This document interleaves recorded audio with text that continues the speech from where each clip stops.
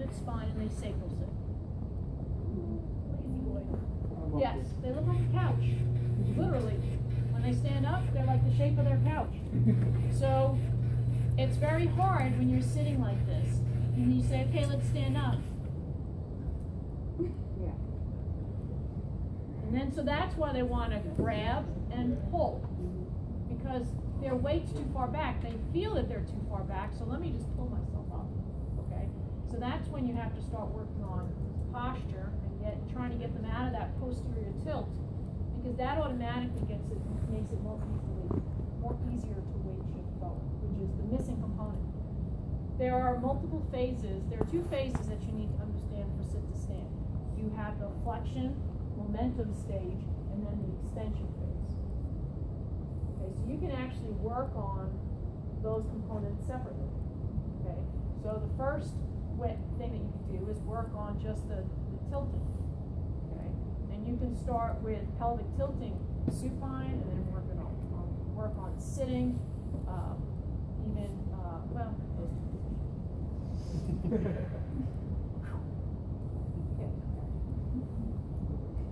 Anyway, so you can work on coming up into a more neutral pelvic position, and then work on reaching outward to get that weight shift forward. You can put a ball and have them reach with your hands resting on a ball.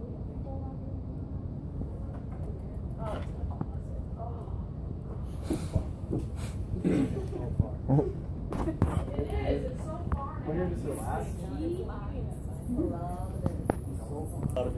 Okay, so one way to work on that forward weight shift is to use a ball and have someone reaching in different directions. Like you can even have them imagine half the clock. And so that's working safely on bringing them forward. And then once you get that forward weight shift, the nose over the toes concept, then you can work on the extension phase, lift your head, look up. Okay.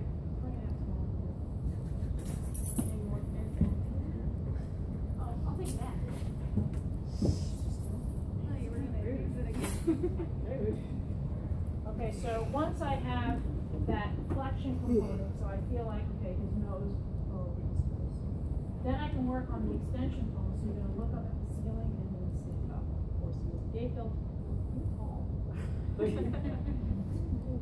Now, and then lower yourself back in.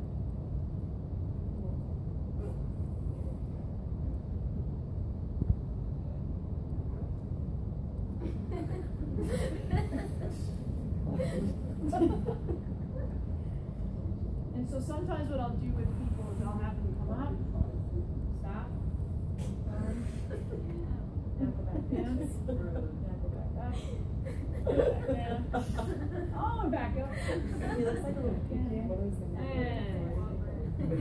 Okay, so you're working on both eccentric and concentric component of it. So anything that causes that flexion moment, reaching for the floor, doing a clock with the ball, having them on a table, a bedside table, and sliding around on that, so to speak, all getting that flexion moment. To get the extension, in some patients you can just kind of cue them. Come on up here. So kind of the same cueing that you would give to get into kneeling. You can also use resistance. So come on. So can bend forward and now push back into my hand. So you can use resistance, just don't let go. You're going to go falling backwards, especially if you're Parkinson's patients. Okay? Or I've even had use resistance at the head. So come on forward and then push up, push up, push up, push up. Okay, so we can use resistance to help you at the trunk and at the head. As far as the tilting is concerned, come on back down. You can actually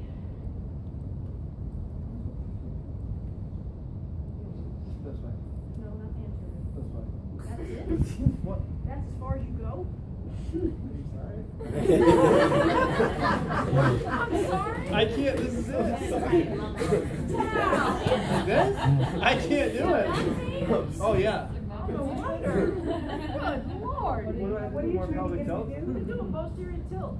He's in neutral. Hold on. This is. That's anterior. And then.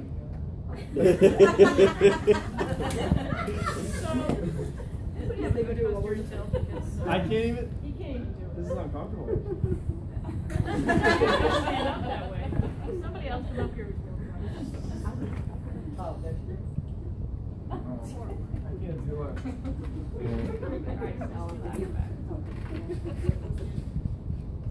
If I want to work on getting somebody out of this, I might again use the same cue here. Bring them up physically and work on pelvic mobility. You can kind of cue with your hands, kind of actually physically tilt them in the right direction to get that. Usually, like with our buddy here, it's because of tightness they can't get into it. So sometimes you have to physically work it a little bit to get it loosened up. Okay? But remember, if they're in that posterior tilt, you're not going to be able to get up because their weight's too far back. So you got to kind of get them out of this position. So that means working on what? Flexibility. Get them out of it. Sometimes you'll have a patient that's sitting like this and off to one side. Could someone run and get me the little red ball, I think it is? Red? No, not the huge one, not the moon. I don't know where I bought that one. It's humongous. I don't think anybody could use it. It's like one of those, yeah. It's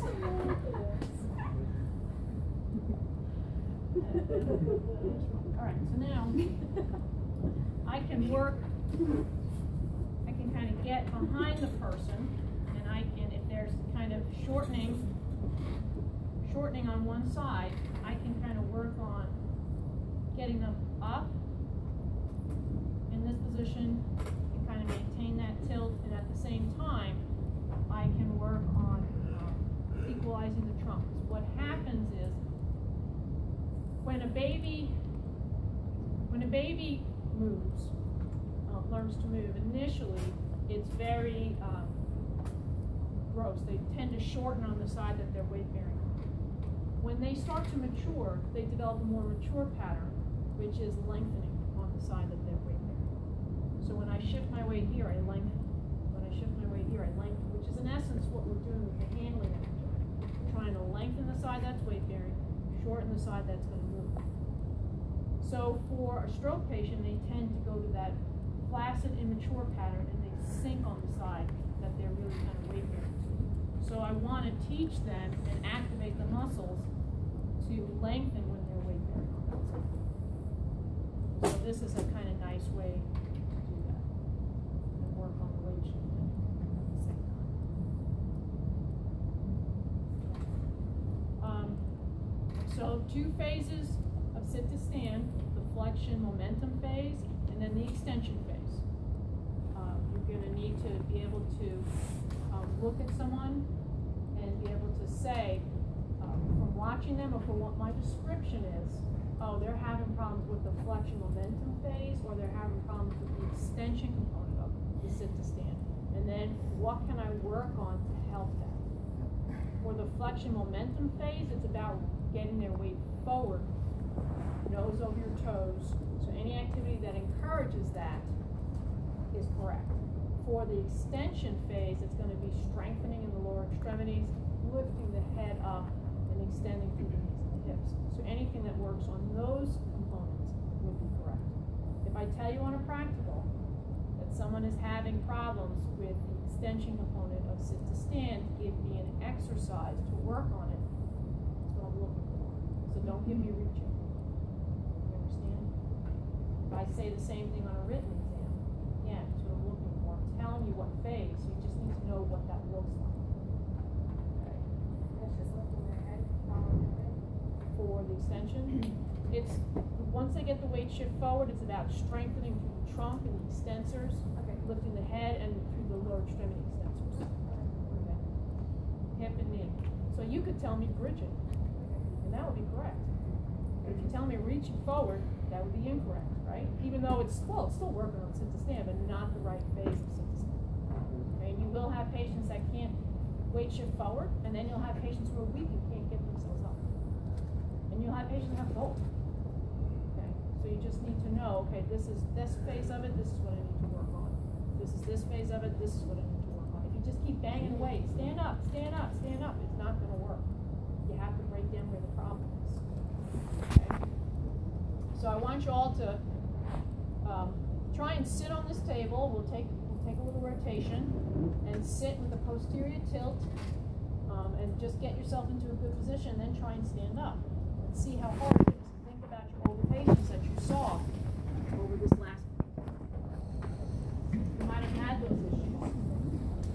Think of activities and how to increase those. And it doesn't have to be limited to what I said. Anything you can make up as long as it's appropriate. I don't care. You can get a chair.